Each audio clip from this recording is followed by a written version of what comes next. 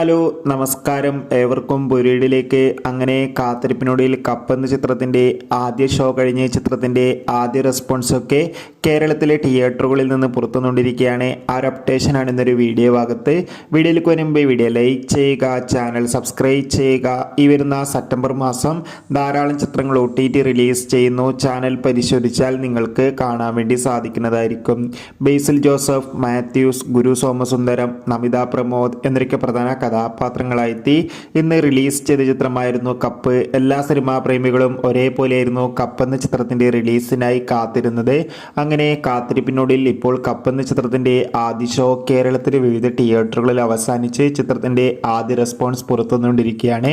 ചിത്രത്തിന്റെ ആദ്യ ഷോ കഴിയുമ്പോൾ തന്നെ ചിത്രത്തിന് ഒരു ആവറേജ് അഭിപ്രായം തന്നെയാണ് പുറത്തുവന്നുകൊണ്ടിരിക്കുന്നത്.